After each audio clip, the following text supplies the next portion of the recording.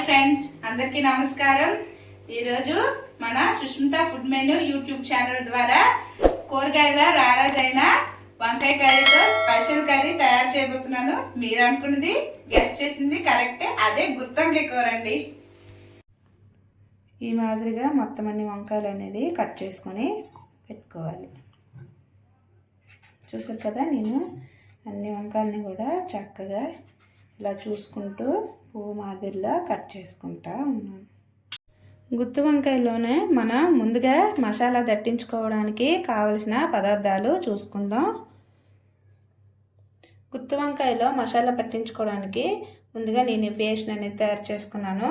ఈ పేస్ట్కి కావలసిన మసాలా దినుసులు అనేవి తయారు చేసుకుందాం.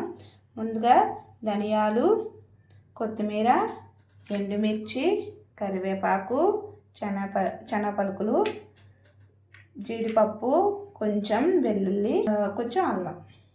ఏవైతే చెప్పానో పదార్థాలన్నీ కలిపి పేస్ట్ లాగా తయారు చేసుకున్నాను. ఈ పేస్ట్ని ఏదైతే మనం ముక్కలుగా కట్ చేసుకున్నామో వంకాయని పువ్వు మాదిరిలో మనం తయారు చేసుకున్న పేస్ట్ని ఈ విధంగా 4 పక్కల అనేది వంకాయల్లోకి చక్కగా పెట్టుకోవాలి. చూడండి, నేను మీకు ఒకటి చూసి చూపిస్తాను.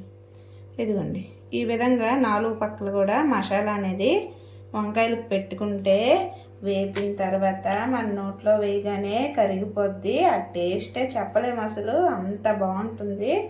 కాబట్టి మన మసాలా ఇలాగా అన్నీ వంకాయలకి పెట్టుకొని అప్పుడు వేయించుకోవాలి.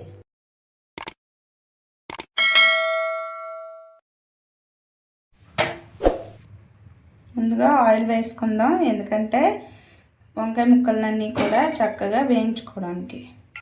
నూనె బాగా వేడెక్కింది. మనం వంకాయలు ఈ విధంగా స్లో ఫ్లేమ్లో పెట్టుకొని వేయించుకోవాలి. చూసారు కదా, నేను ఈ విధంగా వేయించుకుంటున్నాను ఆయిల్లో. కదా ఎంత చక్కగా వేగుతున్నాయో ఈ విధంగా ఒకసారి తిప్పుకోవాలి.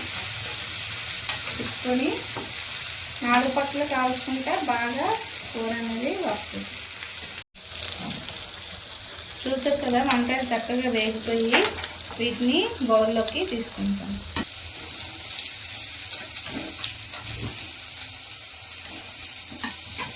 మనం చూసారా ఎంత బాగా వేపుకున్నామో, మసాలా చూసారా లోపల ఎంత బాగా పడిందో.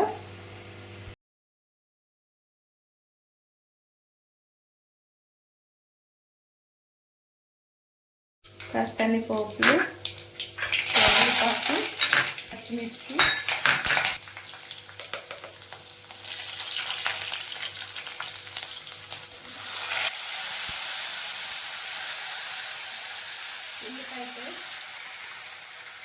పచ్చివాసన పోయేంత వరకు చక్కగా వేయించుకోవాలి. చక్కగా ఈ విధంగా పచ్చివాసన పోయేంత వరకు కలుపుకున్నాం కదా. ఇందులో కొంచెం ఏవైతే వంకాయల ముక్కలకు పట్టించామో అది కొంచెం మిగిలింది వేస్ట్ చేయకుండా మనం అందులో యాడ్ చేసుకుందాం. ఇది చాలా రుచిగా ఉంటుంది. తర్వాత కాస్త అల్లం వెల్లుల్లి పేస్ట్ అనేది యాడ్ చేసుకుందాం. కాస్త ఫ్లేమ్ తగ్గించి స్పూన్ పసుపు, ఆల్రెడీ పచ్చిమిర్చి వేసుకున్నాం కాబట్టి 2.5 స్పూన్స్ కారం వేసుకున్నాం. 1 స్పూన్ గరం మసాలా, 1 స్పూన్ ధనియాల పొడి.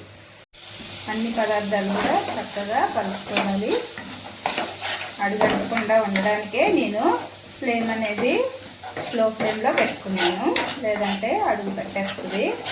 దానివల్ల మనకు కూర టేస్ట్ అనేది పాడైపోద్ది.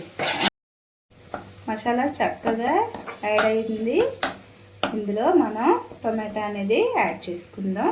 టొమాటో అనేది నేను ముందుగా కాస్త పచ్చివాసన పోవడానికి ఉడికించుకున్నానండి. నేను 4 చిన్న టమాటాలు తీసుకున్నాను. విధంగా టమాటాలని ప్యూరీ చేసుకొని యాడ్ చేసుకుంటున్నాను. ఇలా మగ్గిన తర్వాత చూస్తారు కదా మన గ్రేవీ ఎంత బాగా తయారైందో.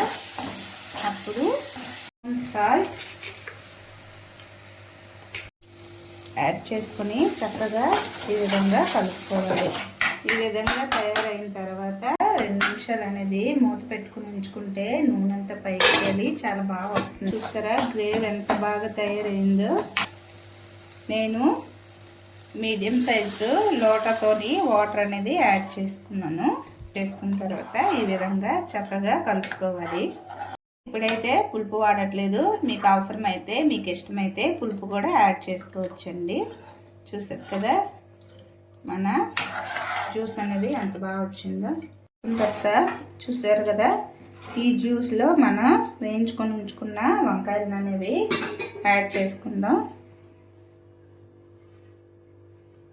నేనైతే నేను పెట్టుకున్న వంకాయలన్నిటిని చక్కగా యాడ్ చేసుకుంటున్నాను.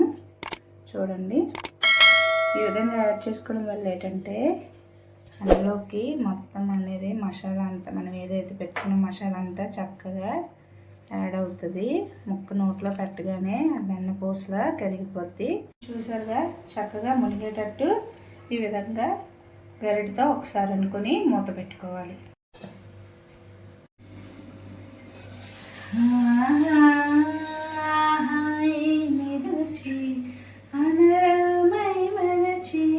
రోజు తిన్నా కానీ మోజే తీరనిది తాజా కూరలలో తాజా ఎవరండి ఇంకా చెప్పాలా వంకాయ ఆహాయి మెరుచి అనరామై మరచి రోజు తిన్నారంటే మోజే తీరంది.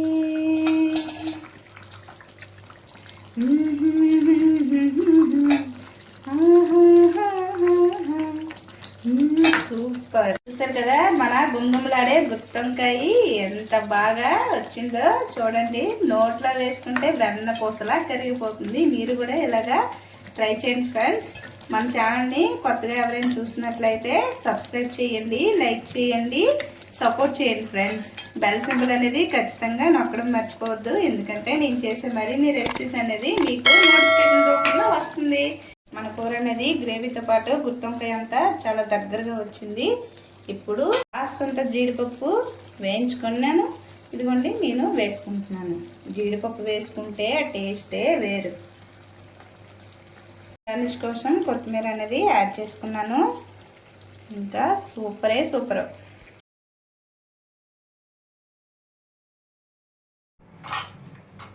ఇప్పుడు సర్వింగ్ బౌల్లోకి కూరనంతటిని సర్వ్ చేసుకుందాం. గుమ్మగుమ్మలాడే గుత్తొంకాయ కర్రీ రెడీ.